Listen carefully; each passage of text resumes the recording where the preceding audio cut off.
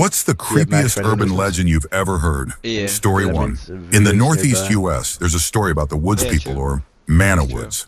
When you're think it's driving in along a Savannah to road the in the left or woods the and right? catch a glimpse of what looks like a person in the corner of your I eye, hate Savannah Village. but when you look directly at it, it's Bro, the gone. dark- They or say like you the might have snow encountered a man villages? of woods. I forget They what- are there's masters two of snow camouflage villages. and The can one sense when someone is the one looking with at them. igloo. Like, they have They so come many to a halt gems. so you can't Wait. detect any movement. Like, actually It's insane. speculated So that they wear aroused. bark, mud, moss, and grasses to blend in. They're supposedly human, but extremely Sure, simple-minded, that is true. barely verbal. They're very small in stature and mostly avoid contact with civilization. Nobody knows where they live or gather, Ooh, look at this but they kid. usually move on if there's too much activity get, around. um, They're get also chilled right peaceful. away. Around And then some go check on the farmlands, they will village do very simple Fucking chores at hell, night what a or dick. off in the distance. They may We're sweep a gonna barn floor die. or stack some wood, but anything more Bro, complex there's is so beyond many them. that spawn now. They I do it took in one the exchange other for day, being left alone and while they I'm sleep not in the even barn joking, for a like, night, probably 30 or of for them. some bread and Look at this vegetables place. left out for them to find. We're going down They've there. never been known to Let's do it. steal or harm Right, animals or let me livestock. cut again. Story 2. So, I had a football coach back in high school who was also one of my Yeah, teachers I'm for a gonna shoot you. semester. Wait, look, you need more He food. told us one story that freaked Give us that all guy- out pretty badly. Two pork He had a chops. coaching job at a small college in Yeah. Montana Like his son when he was Fred? much Go back younger and look and newly for- married.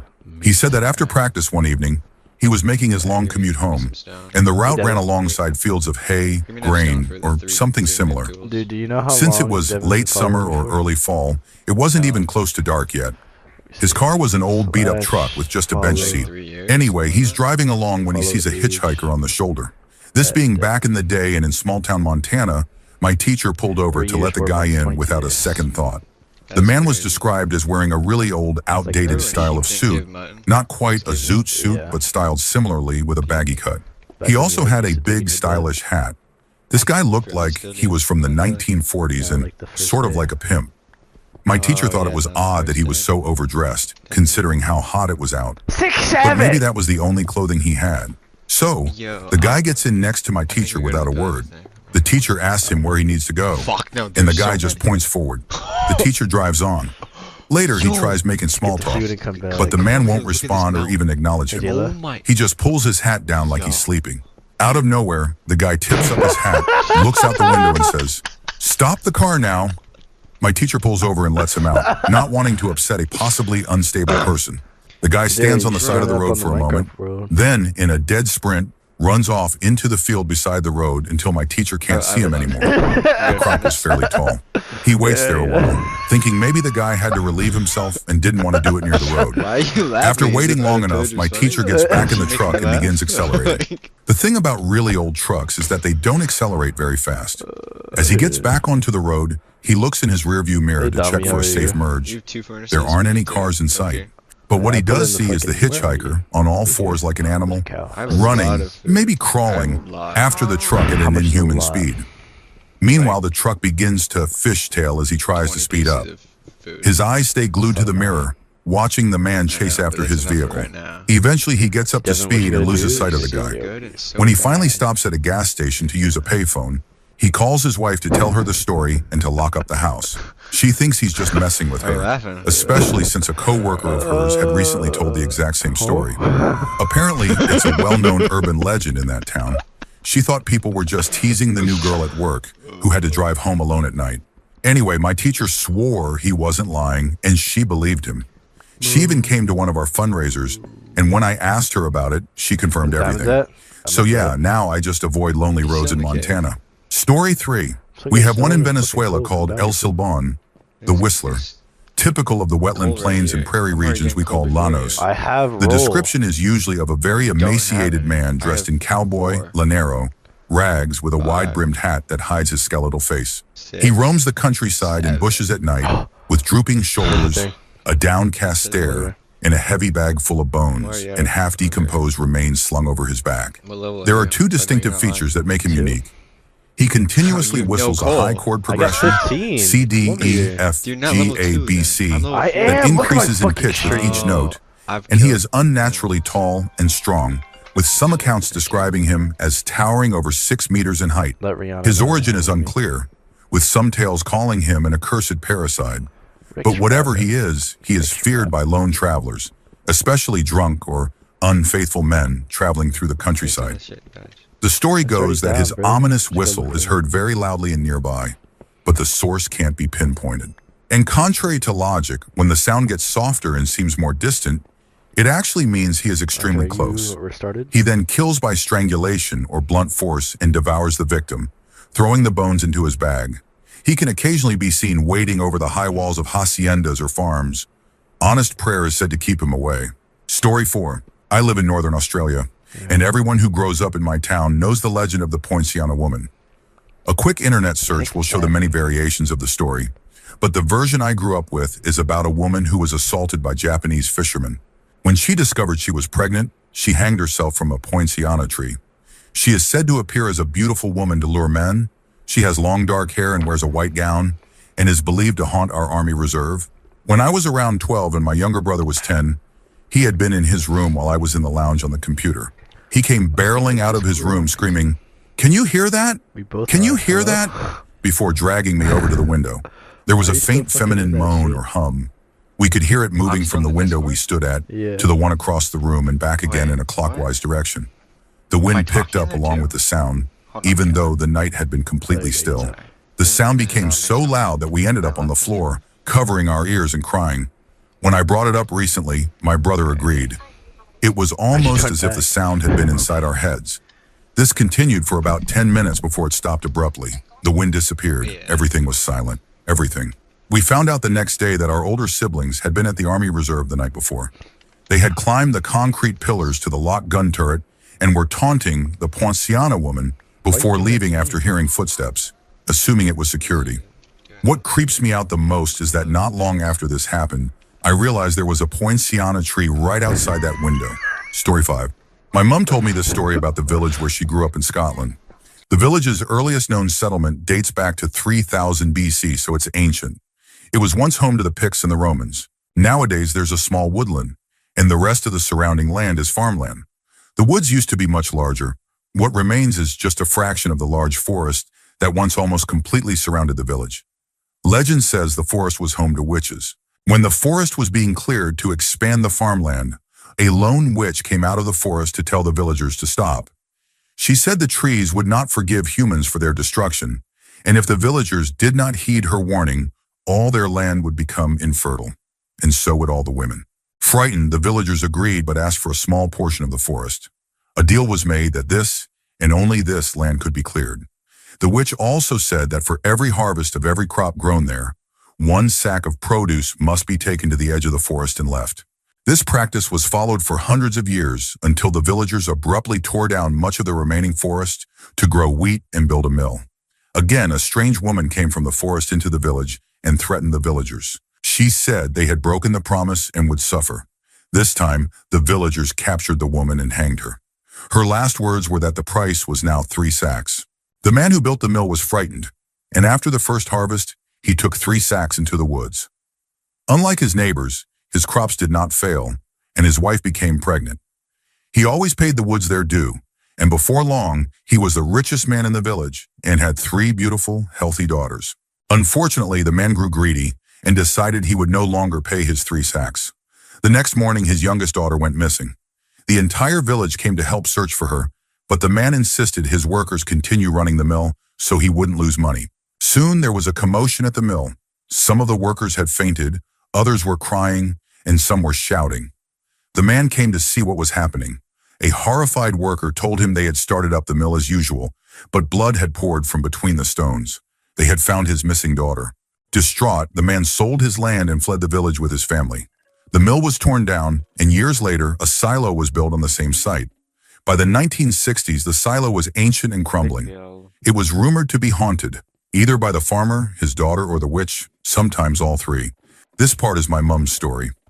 One day, she and her friends made a bet to see who could spend a night in the silo. One boy, who was always bragging about his bravery, volunteered. Between them, my mom and her friends conspired to keep this a secret from their parents by lying about camping in each other's gardens.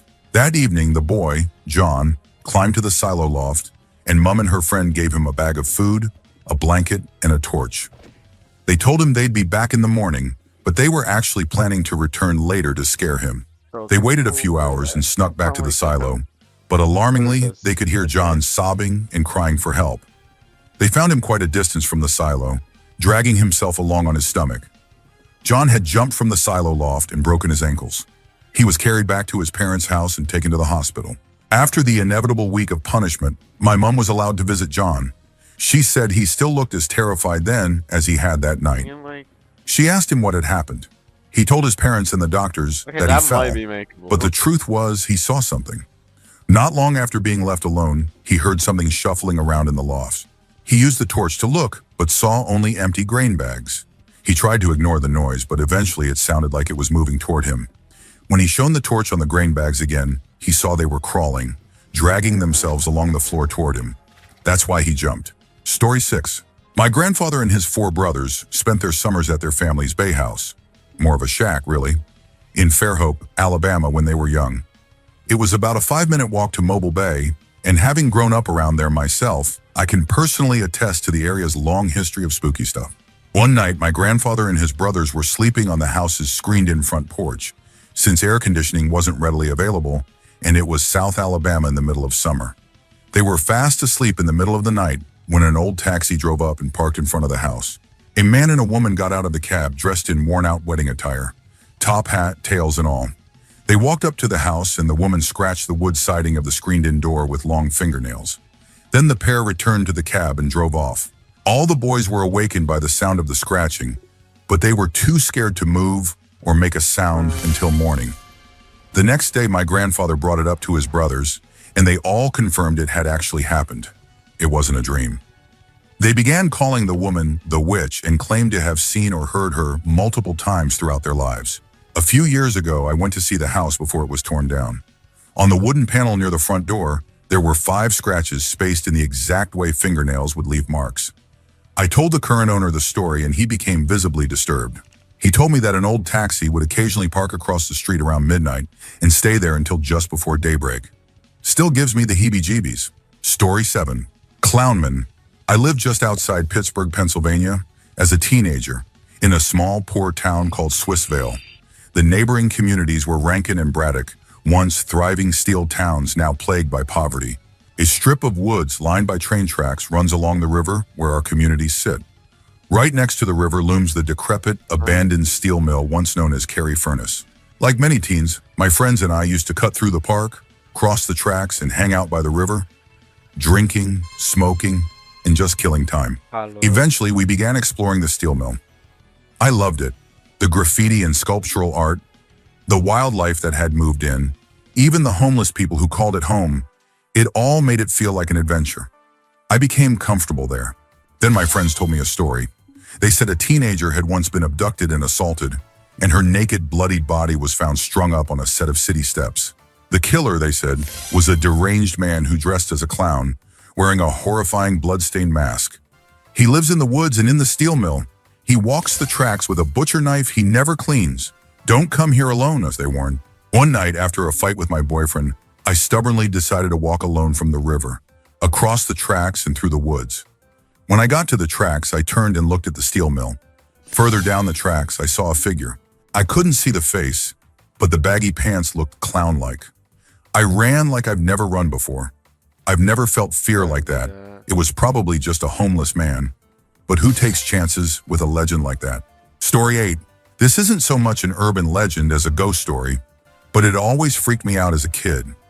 My mom used to be friends with a woman who was kind of a drug user. She had 2 kids, Brian and Sarah.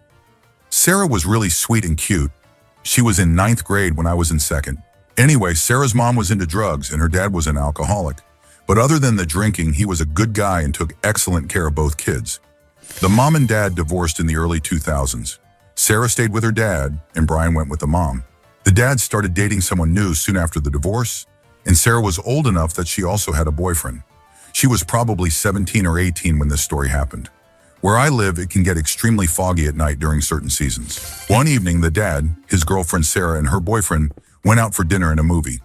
They went to Applebee's and the dad and his girlfriend had a few drinks. Not enough to call a cab, though. It's a rural area, and people know the back roads. Long story short, the dad took a turn too quickly and crashed the car into a tree. Sarah was dazed but conscious after the impact. She managed to get out, despite a badly cut arm and leg. She said her dad and her boyfriend also got out of the car, while the dad's girlfriend was already dead in the front seat. Her dad told Sarah and her boyfriend to go get help while he stayed behind to try to help his girlfriend. Sarah said that she and her boyfriend climbed up the embankment to the road and ran half a mile or so to the nearest house. The police later confirmed this by following Sarah's blood trail. She said she kept collapsing, getting tired from the blood loss, but her boyfriend kept helping her up and telling her to stay awake. Eventually, she made it to a house and knocked on the door. The residents called 911, and the paramedics arrived just in time to stop her from bleeding out. Sarah kept begging them to go help her dad and boyfriend. The medics told her they would, but they needed her to describe where the accident had occurred. She did, of course. But here's the thing. Her dad, his girlfriend, and her boyfriend had all died instantly when the car hit the tree. Her boyfriend had a broken neck, and the others were crushed in the front seat. When the first responders arrived, all three were still strapped in their seats, dead on arrival. I haven't spoken to Sarah in over 10 years, but back when I did, she still believed that her boyfriend's ghost had saved her. Story 9. There's a local legend about a campsite I used to visit here in upstate New York. The story goes that a man called the H-Man lives in the woods near the site. Years ago, a group of Boy Scouts camped there, and one of the boys went missing. They didn't find him until they were packing up to leave. As they were cleaning and collecting their belongings, they discovered the boy, dead under one of the mattresses with an H carved into his chest. The legend says that when the H-Man kills campers, he carves an H into their chest. Growing up, all of us kids who camped there were terrified of him. We were told that if you hiked far enough into the woods, you could find his house. Well, there is an abandoned house deep in the woods. We found it once. I was terrified. The creepy part was that there were no roads or paths leading to it. It was just a lone, abandoned house sitting in the middle of nowhere. If you ever go camping in Minerva, New York, keep an eye out for the H-Man. Toriten. One of my friends told me this a long time ago. She heard it from someone else, of course. A group of high school friends made a bet involving a local haunted house. One of the guys said he could spend the entire night inside without leaving. His friends agreed but insisted he be tied to the upstairs banister with a rope, just to make sure he didn't try to sneak out. He agreed, they tied him up and left. The next morning they returned to get him. He seemed a little dazed but said everything was fine. He won the bet and collected. Life went on. The friends graduated, went off to college. Everyone except the haunted house guy. He stayed in town, hopping between dead-end jobs and growing more reclusive over time. Eventually they all lost touch with him. Then came the news. He had taken his own life. Everyone was shocked. But what horrified them most was learning that he had used the same rope they tied him with that night in the haunted house. Story 11. This might get buried, but it's worth telling. Buckle up. Back in college, one of my friends lived about 20 to 25 minutes outside of town, halfway between our college town and a smaller nearby town. One Sunday night around 10 p.m., they heard an unexpected knock at the door. One of the guys checked the peephole and saw a woman. Something felt immediately off, so he grabbed his gun before answering. The woman was filthy and disheveled. She immediately pleaded to be let inside. Hesitantly, they allowed her in and asked why she was 10 miles from the nearest town, knocking on their door at night. Frantically, she claimed that people were chasing her because she had run away from a cult that had been systematically abusing children for decades. One of the guys didn't believe her until she pulled out a stack of disturbing Polaroids. Each one showed a different child posed in front of a bookcase, almost like a mugshot. She insisted the cops were in on it and begged them not to call anyone. She said she just needed a ride to the bus station where she could meet an attorney she had been in contact with. She didn't want money, just a ride and silence. For whatever reason, my friends agreed. One of them gave her his number and asked her to update him later. They dropped her off at the Greyhound station and returned home. But almost immediately, paranoia set in. They decided to call the police. A couple of sheriffs and officers from the neighboring town showed up. They asked questions. What the woman looked like, where she went, what she said. My friends lied. They said they had just dropped her off in a grocery store parking lot. No mention of the cult, the Polaroids, or the kids. The cops took their statements and left, but two officers from the smaller town came back later that night. They were much more aggressive, grilling the guys about every detail. What the woman said, where she was taken, why they helped her. When no one had anything else to offer, the officers left, but not before warning them to contact only them if anything like that ever happened again. They never heard from the woman again. The cops never returned, and nothing ever appeared in the news. Story 12. First of all, This is a story I was told by a former coworker, so I don't know for sure if it's just another creepypasta or if there's some truth to it.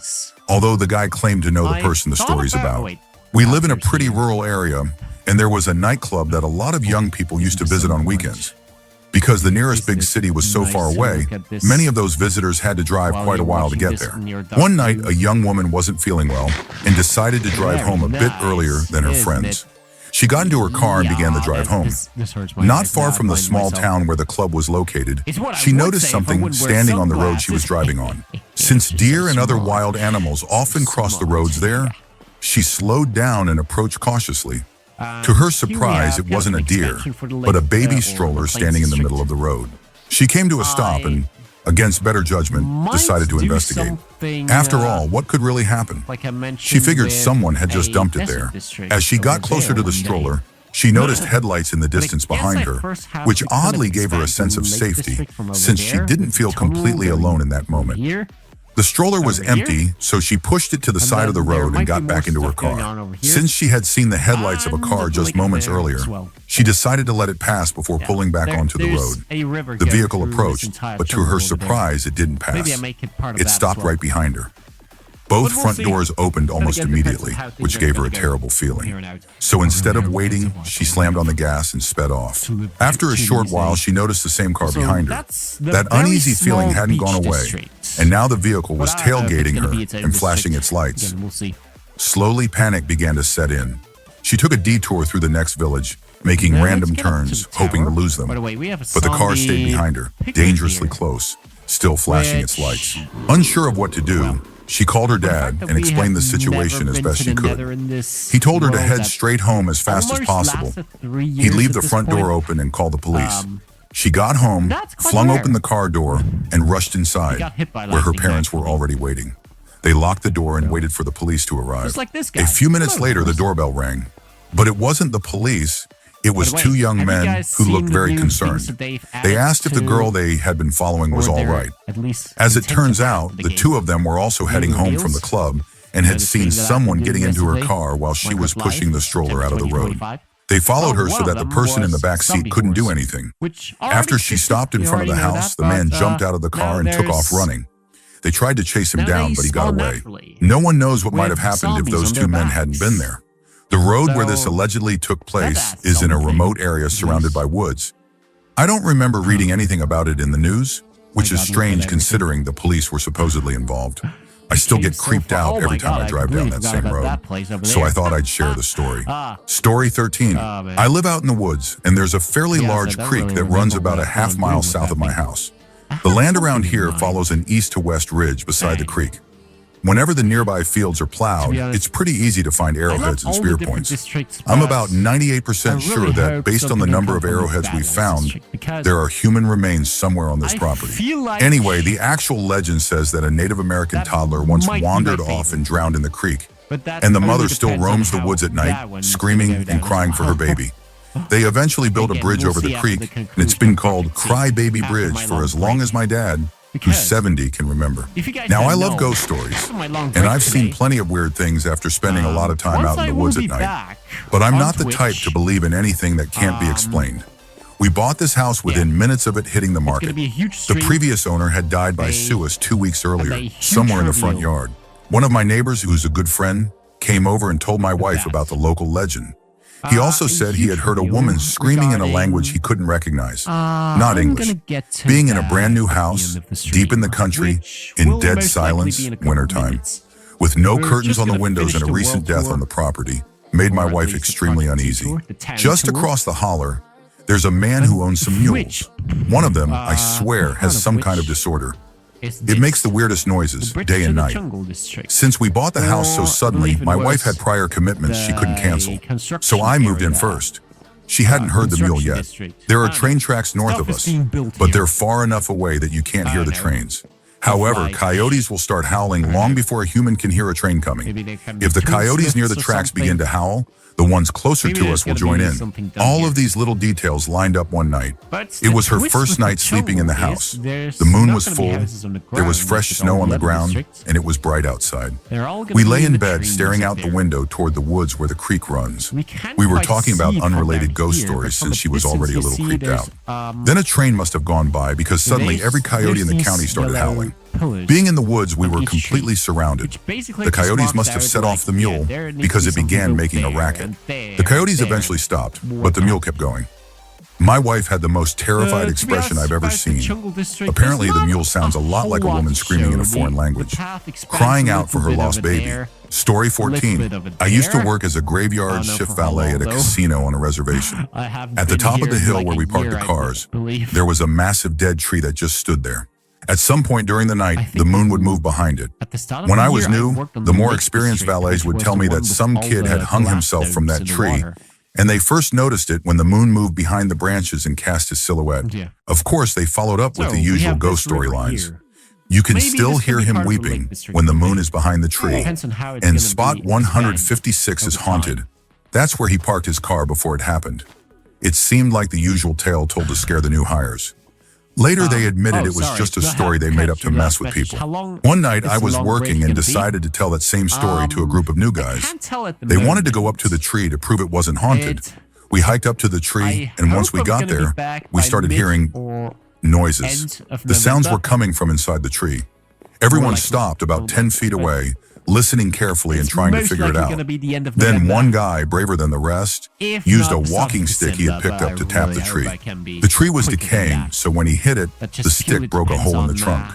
That's when we saw the source of the noise. A swarm of flying insects, cockroaches, burst out of the hole. A few centipedes came scurrying out, and we saw tarantulas and what looked like snakes too. Probably rattlesnakes, considering the area. We all sprinted back down to the valet hut, checking each other for bugs and laughing it off. The next morning, one of our valets went to retrieve a car parked in spot 156 and found a 12-foot rattlesnake resting underneath it, rattling as he approached. It's illegal to kill them there, so someone had to come and remove it. After that, everyone started to believe the story. Later, our manager confirmed that at least 2 people had, in fact, died by sewage from that tree. Story 15. In San Antonio, there's a story about a school bus that once broke down on a set of train tracks. After getting stuck there, a train came barreling down, and before any of the children could escape, it collided with the bus, tragically killing everyone on board. It was such a devastating event that nearby streets were named after the children who lost their lives. As you drive past a mental institution, you'll find yourself on roads named after those children, and eventually you reach a hill. At the top of this hill, the road meets the train tracks. According to the legend, if you park your car on the tracks and put it into neutral, something strange happens. For an added effect, you can sprinkle white powder on your bumper before the experiment. After a short wait, your car will start to move all by itself, off the tracks. What makes it especially eerie is that your car doesn't roll down the hill, it rolls up the hill. When you check the white powder, you may find small fingerprints left behind. These prints are said to belong to the children who died in that wreck. Their spirits are believed to push your car off the tracks, to save you, just as they couldn't be saved. Story 16. In a quiet, rural area in upstate New York, a string of murders occurred that no one was able to solve. Victims were often found in places where they had appeared to be relaxing just moments before their deaths, completely unaware of what was about to happen. One night, a young woman was staying at her mother's summer home. Before bed, she decided to lie down on the couch and watch some TV. She began to doze off, but suddenly opened her eyes and saw a man's face staring at her from just outside the window. She screamed and immediately called 911. Police arrived within minutes to search for the suspect, but they were puzzled by what they found. The window overlooked a lake with an artificial sandy shore, yet there were no footprints. Nothing suggested anyone had stood outside. A few days later, a man was apprehended and interrogated. He was tied to at least a dozen murders, and detectives quickly identified him as a serial killer who targeted victims in their sleep. When asked about the attempted murder involving the young woman, they asked how he escaped without leaving any trace. Already tied to the other crimes, he calmly confessed. He hadn't been outside the window that night. What the young woman saw was not a face outside. It was his reflection, because he was already inside Ok. the house, standing behind the Je ne vois. couch, waiting for her to fall asleep. Comment on a Story ça? 17. C'est pas possible. In Waco, Texas, just outside Cameron Park, there lie the ruins of what locals call the Witch's Castle. The legend goes that back in the 1800s, a woman living there was believed to practice dark magic. She allegedly sacrificed children, black servants, and even people's pets. Rumors swirl that she performed black magic and all sorts of evil rituals. Eventually, the townspeople had enough. They revolted, marching into the woods to the castle, where they locked the woman inside. They then set the structure ablaze and tore it down, burning her alive. As she died, she cursed the people, their descendants, and all of Waco. When my grandparents were young, the ruins were open to the public. But over time, they were closed off and separated from the main park. Even now, though, there are secret paths that lead to it. At the entrance, you'll see an eerie graffiti clown painted on the gate. That's where most people stop, because it's pitch black and seriously creepy. But if you continue along the wooded trail, you'll eventually find the ruins. I've been there myself, and I even urinated on the site. Nothing bad has happened to me yet, I think. One time some friends and I went there and noticed something strange. Just by the clown gate, there was a dead tree. Someone had tied dozens of apples to the limbs using fishing line. Every branch had an apple hanging from it. It was one of the weirdest and creepiest things I've ever seen. Story 18. In my country, when someone gets lost, people say something that roughly translates to being seized by led around. What is this lead around? Oh, nothing major. Just something that makes you walk in circles. Except there are also stories of people who encountered some innocent creature, like a child or a dog, and followed it. Then they got tired, sat down to rest, and woke up the next morning just a step away from falling into water. Seems suspicious, right? Well, I Googled it. Turns out its main goal is drowning unsuspecting travelers. It confuses people mentally so that they begin doing strange, pointless things. They lose their sense of direction and can't perceive their surroundings, which allows this force to lure them to bodies of water. It's said that for some people, it is their fate to drown. Lead Around somehow knows this and will try especially hard to complete that destiny. Some stories even claim it can become violent if it's close to achieving its goal. Story 19. I'm really late to the party, so this will probably get buried. But my home county of LaPorte is pretty much only known for its connection to an infamous serial killer. Belle Gunness, the Black Belle, was a Norwegian immigrant who moved to Chicago. She became known for scamming insurance companies. When her first husband's business failed, she burned it to the ground and collected a hefty insurance payout. Belle clearly saw how easy it was to profit from tragedy, and her twisted mind made the jump from insurance fraud to murder. Her first husband died under mysterious circumstances, and she used his life insurance money to buy a farm in LaPorte. She began placing ads in Chicago newspapers, seeking Norwegian immigrants to come settle down with her. This seemed appealing. After all, new immigrants wanted someone who understood their culture and language. Belle owned land too. Sure, she usually asked for suitors to name her as the beneficiary on their insurance policies and wills, but that seemed like a small price to pay. Many men, Norwegian or not, replied and began corresponding with her. Sadly, they fell for the scam and willingly handed over control of their estates. But once they moved in with Belle, they were never heard from again. Many were unwed, lonely men, so few people noticed their absence. Friends and family probably assumed they were enjoying their new lives and didn't return home. The grisly truth was that Belle murdered them and buried their bodies in the hog pen. The disappearances remained unnoticed until something brought Belle under suspicion. Her farmhand, Ray Lamphere. He had helped her with many of the murders and had fallen in love with her. When Belle rejected him, she fired him and convinced a local judge he was mentally unstable, ensuring that if he ever accused her, he wouldn't be believed. Eventually, Lamphere decided to get revenge. He trapped Belle's family in their house and set it on fire. Only her newest farmhand escaped the blaze. What followed became etched into local history. Investigators searched the ruins for remains, and around the same time, Astley Helgelian, whose brother Andrew had vanished after corresponding with Belle, arrived in LaPorte with suspicions. Investigators made a horrifying discovery on Belle's property. They began digging and found body after body. Most were men who had answered her ads. She had murdered them all, collecting what money she could just to pay her mortgage. Her disregard for human life was staggering. She literally killed men to keep her house. And then it got even darker. A woman's body was found in the burned-down farmhouse, but its measurements didn't match Belle Gunnis, even accounting for fire damage.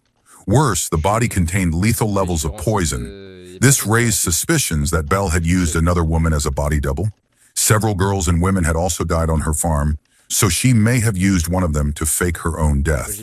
Many believe she convinced Lamphere, possibly using manipulation or intimacy, to burn the house down and help her escape. She knew it was only a matter of time before someone came looking for the men who had disappeared. After the fire, people claim to have seen someone matching Belle's description in the area for years. The body in the ruins was also missing its head, making identification impossible. A convenient and suspicious detail. To this day, many believe Belle escaped. And here's the part that personally gives me chills. I worked at the county museum for a time. We had a whole section dedicated to Belle, including chilling artifacts from her farm, and even a piece of the original shed. Our most prized possession? The skull of Andrew Helgalian. Yes, we had an actual human skull in a display cabinet, and that wasn't the only one. One time I was looking for a TV manual for a video exhibit and stumbled across a skull in a basket, forgotten in a cabinet. At first I thought it was just a Halloween prop, but when I pulled it out, I saw the tag. It was the skull of a Native American, exhumed from a nearby farmstead along with other artifacts. There I was, unknowingly holding the 200-year-old remains of a real person, playing with it like Hamlet. When I told the curator, she just said, "Oh, I thought we lost that. How do you lose a human skull?" Story 20. I'm late to the party, but here goes. So the deal is, I come from a small town in Iceland, about 200 kilometers from the capital, Reykjavik. The town is called Vik, and on each side of the town are vast black sands through which the main road runs. The only way in and the only way out of town is through those sands. The black sands stretch from the sea all the way up to the mountains. Around the 1800s to 1900s, the coastline was a popular fishing spot for French fishermen who mostly fished for cod. It's estimated that around 400 of the boats that fished along the coast ended up stranding. Some of the stranded fishermen survived, but most did not. So a lot of men have died down there over the centuries. There were also passers-by who got lost in the fog or died from the sudden and harsh winter storms that can appear out of nowhere. Shallow valleys still cross the area, remnants of ancient glacial streams, most of which have dried up. There's one particular valley called Dragala, which roughly translates to Ghost Valley. In winter, we only get a few hours of daylight, meaning the nights are long and cold. I've heard from many different sources that people who drive through that valley alone sometimes encounter unwanted hitchhikers, ghostly figures that seem to appear out of thin air in the passenger seat. They don't speak, just stare forward, and then vanish the moment the car crosses out of the valley. I used to drive that route every weekend for 4 years, and luckily, I never saw anything myself. I'm not usually the type to be rattled by urban legends, but this one always got to me.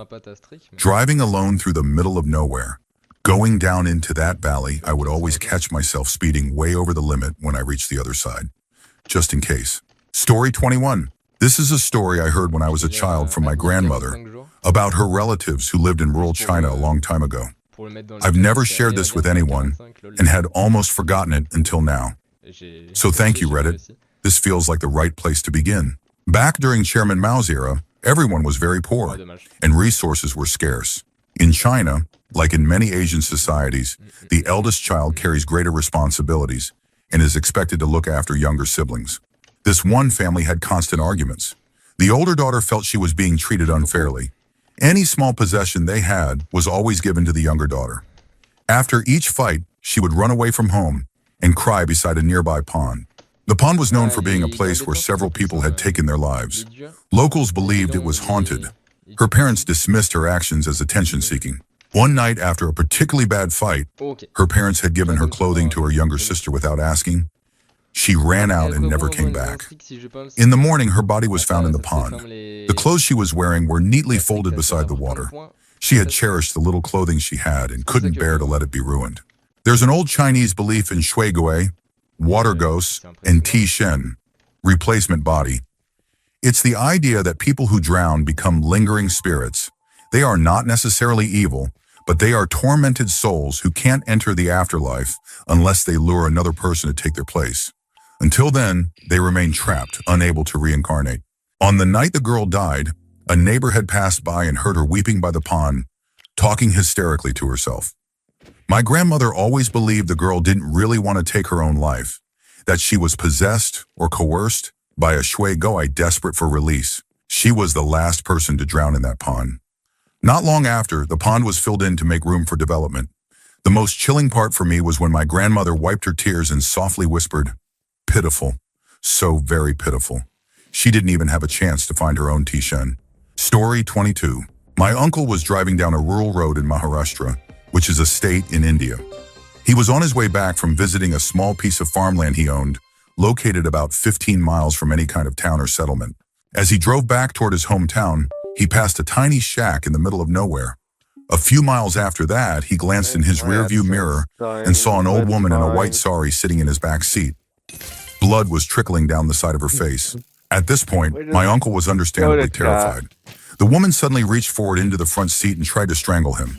He immediately pulled the car over and jumped out. But when he turned around, there was no sign she had ever been there. He made it home about an hour later, but by then he had developed a fever of 107 degrees Fahrenheit and was in critical condition. After being placed in an ice bath and resting through the night, he finally woke up.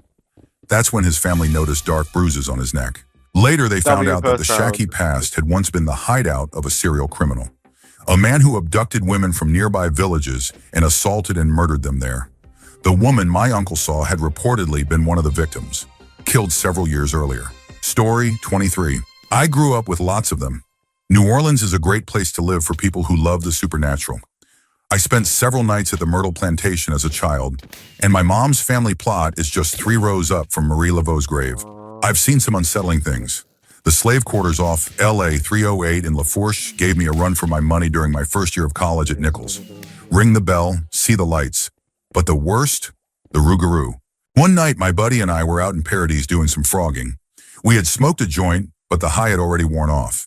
The boat had died, and we had to use the trawl motor to get to shore before walking about a mile down a dark swamp road to the generator-powered trailer we called camp. We had 2 sacks of frogs, had seen gators and snakes, and stank of marsh water and sweat. Digging around in that swamp mud gives off a foul, earthy stench, like septic methane mixed with rot. But as we walked down the road, we noticed a new smell.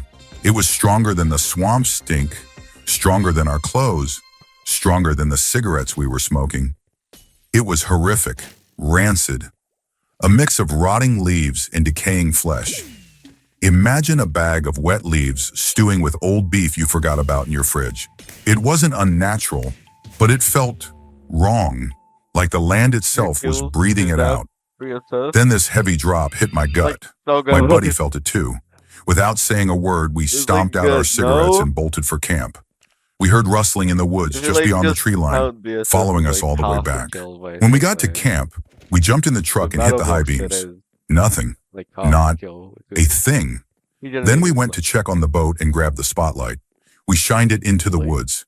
About a yard back, saplings and brush were all knocked askew. Not destroyed, but definitely disturbed. All the way back to camp, there was a dust cloud still settling, and the trailer's window netting had been torn open. The glass was shattered. That window sits about 7 feet off the ground, easily a foot higher than me. There were claw marks on the dirt below. We were told it was a cougar with mange, but this wasn't a cat. A big cat would have attacked while we ran. We were out of shape and slow. No, this was something else. Something bigger, smarter, and meaner. We never went back to that particular camp again. Story 24. My buddy and I heard about this park in Harbor City with a duck pond. Supposedly, the devil appears there, and people can sell their souls to him. He's said to appear like a normal person, but very well-mannered and sharply dressed. Rumor has it that a rap artist once sold his soul there and became famous. I called nonsense and we decided to check it out. When we got to the park, it was pitch black. No lights, no lamps, and the duck pond was pretty far inside. While walking along the sidewalk looking for the quickest path to the pond, my buddy kept complaining about how bad of an idea it was and how he didn't want to go through with it. I ignored him and kept going. I'll admit the whole place had a creepy vibe, but honestly, I was more worried about getting jumped or mugged than running into anything supernatural. As we walked, things got oddly quiet. I looked behind us. No cars on the street. It felt weird, but I brushed it off as a coincidence and kept walking toward the park. My buddy was still freaking out, ranting about how sketchy it was and how many gangs and homeless people were known to hang around there. Eventually, I got fed up and said, okay, forget it. Let's just go back to the car. We started walking back. I was still scanning the park, trying to find an entrance. Then my friend stopped, looked at me and asked, did you really want to go in there? I said yes, that I still did. He paused, then said, okay, forget it, let's go. We turned and headed back toward the park. That's when I felt it, an insane sense of nervousness and a heavy pressure on my chest. I ignored it, thinking it was just nerves. But my friend started complaining of the same thing happening to him. I still thought it was in our heads until the animals started reacting. First, the ducks. They started going off like crazy. It didn't sound like normal quacking, more like distressed shrieks. Then I saw the winding path that led to the pond. As I focused on it, we noticed rats, dozens of them, bolting away from the pond. We looked at each other, totally confused. Then came the skunks, 3 or 4 of them racing toward the street. A couple of opossums jumped out of a tree near us and ran in the same direction. Moments later, birds in the trees started chirping wildly, all around us. It was surreal. I froze, trying to make sense of what was happening. And then I saw it. At the end of the path, there was an archway and a bench. I focused my eyes, and that's when I noticed the ember of a cigarette. It moved, rising and falling, as if someone had just taken a drag. I followed the ember and saw a puff of smoke rise into the air, and then the faint silhouette of a person on the bench. I could make out the outline of his body. My heart started pounding, adrenaline hit, and then came a deep, dark fear. Not just nerves. This was something primal. My body was screaming at me to leave. Every part of me said, don't go in there. And yet part of me still wanted to approach, wanted to see who or what it was. I turned to my friend and said, there's someone there. Devil or not, the guy might be armed or dangerous. I don't want to risk it. He agreed. We turned back toward the car. As we walked away, the animals went silent. The park returned to its eerie stillness. I'll never know for sure what or who that was. Maybe it was just a person, but after what I saw and felt, I'm perfectly fine never finding out. That was enough for me. Take it for what it is. Story 25. There is an urban legend where I live. I live in a rural area that was settled a long time ago. The story goes that in the days of the first settlement, there was one teenage girl who was very into the supernatural and began to experiment with witchcraft. Around the same time, several villagers began to notice that strange things were happening. That year, the harvest was bad, several people fell ill, and a young boy even died. The villagers, overwhelmed by their misfortunes, began discussing possible causes, and eventually it came out that a teenage girl had been experimenting with dark magic. The villagers became enraged and rallied to have her burned at the stake. They asked if she had any last words.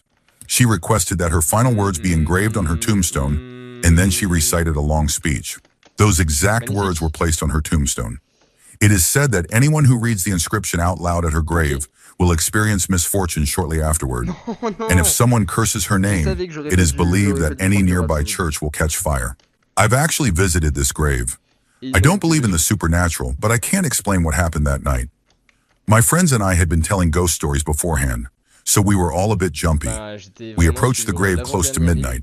There was a horse farm nearby, and we could hear the horses whinnying. The moon was full, so it was surprisingly bright out. We reached the grave, and one of my friends read the tombstone aloud in full. At first, nothing happened. Then we heard an incredibly loud and shockingly close neigh from the horses, followed by the thunder of hooves, much closer than they should have been. I'm not ashamed to say that my friends and I screamed and ran back to the car. I jumped into the front seat while the driver got behind the wheel. The car wouldn't start. In the chaos, 2 girls jumped into the passenger seat and onto my lap, and everyone was screaming for us to leave. I slammed the door, but I didn't realize one of the girls still had her hand on the outside of the car. I had slammed the door on her hand. Somehow the door had locked even though none of us had locked it. I had to manually unlock it while she screamed in pain, opened the door again, and then finally shut it properly. The car started, the lights came on, we drove away.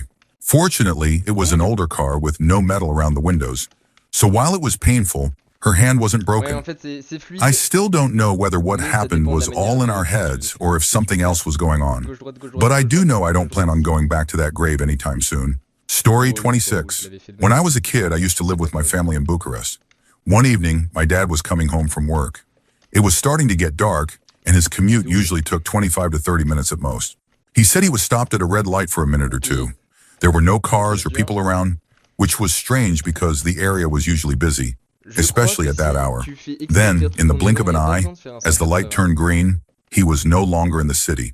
He said he suddenly found himself on an old road in the middle of a field, with black houses visible in the distance. And it wasn't almost dark anymore. It was pitch black, with only the moonlight revealing those eerie houses. He drove forward about 100 meters and suddenly he was back in the city, as if nothing had changed. But when he looked at the time, it was now around 10 p.m. What had felt like seconds to him had lasted 3 hours. His phone also had no signal during that time. For years, I thought he was just making it up.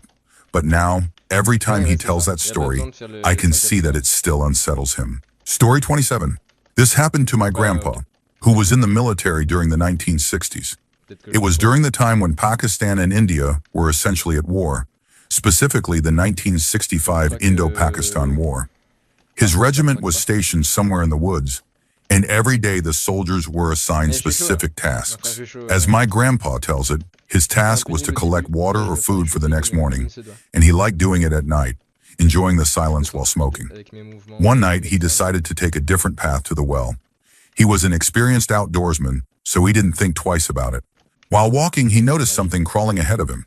He pulled out his gun and hid behind a tree, only to realize it was a baby goat. Thinking it was lost and vulnerable to predators, he decided to carry it back to camp. He lifted it onto his shoulders and began walking. After a while, he started feeling like the goat was getting heavier. At first, he thought it was just fatigue, but then it got worse. His back began to ache, and the weight felt unnatural. He turned his head and saw that the goat's legs had grown longer, long enough to almost touch the ground. Terrified, he dropped the goat.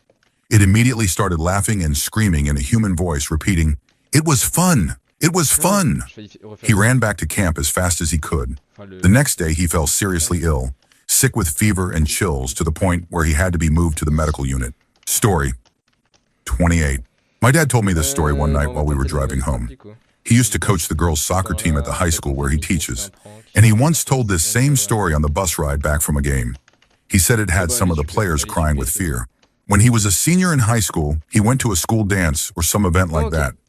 He stayed afterward to help clean up and was one of the last to leave. This was back in New York, and it was snowing pretty heavily.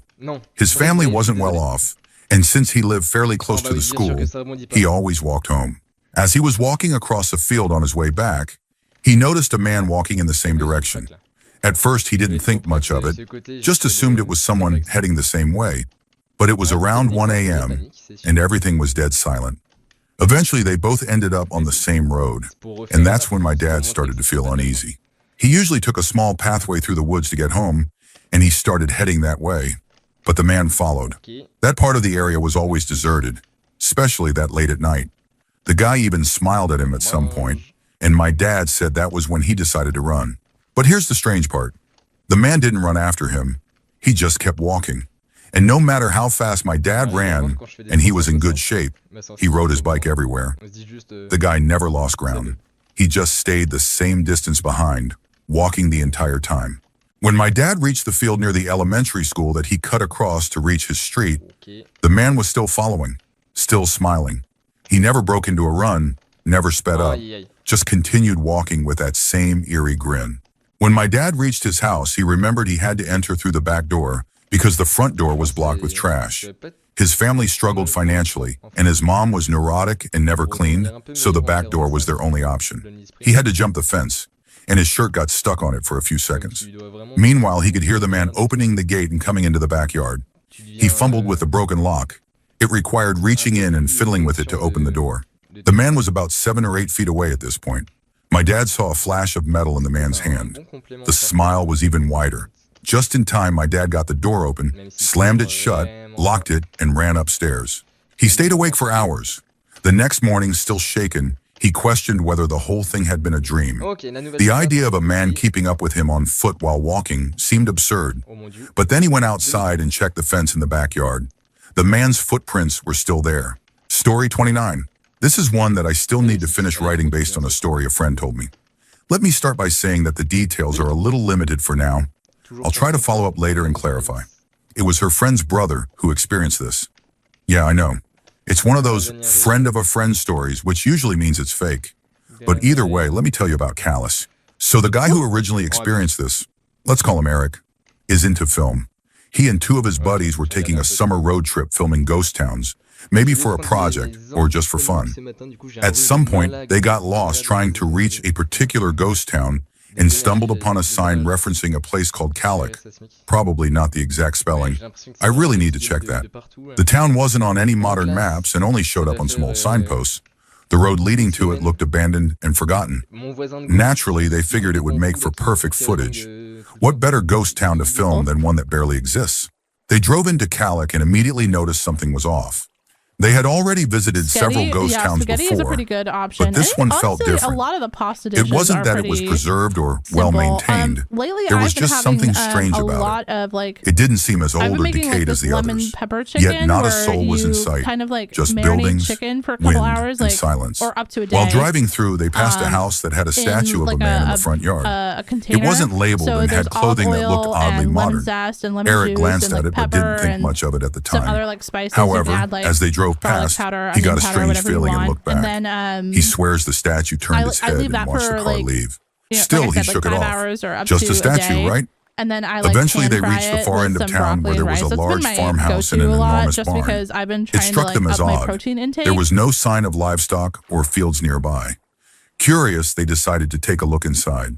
The barn was empty except for one thing.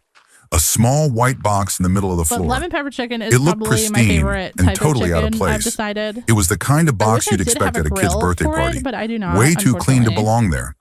They didn't stay long. The place gave them a deeply uncomfortable feeling, like they were intruding. When they stepped out of the barn, the entire town seemed to come alive. People were exiting the houses and slowly walking toward the barn, forming a line as I've they been moved. going to my parents' The house three for dinner guys 'cause it's panicked, free. jumped into their car, There we go. and drove around the Someone else outskirts of cooking town for to you? That's a avoid good passing through option. the crowd. The car took some damage, but they made it out. Eventually, they stopped at a gas station belonging to a national chain When I and was went in, inside. when I was in, They told the clerk uni, what had I made happened a and lot asked of, if he knew pasta anything about a nearby options, town 'cause that called was just Callix. cheap and easy The to, man's like, entire warm up. demeanor changed. He Ooh, became wait, there's visibly a star disturbed here. and refused to answer any questions. He only said it would be best if they left and never Nice. looked for Calic again. Later on, one of them decided to search online for more about Calic. Still, they couldn't Well, find we're just anything gonna- official. The only mention they uncovered was on a bizarre old website, like something from the early days of the internet, Rob that was Epstein? documenting activity of alleged remaining members of the Manson family.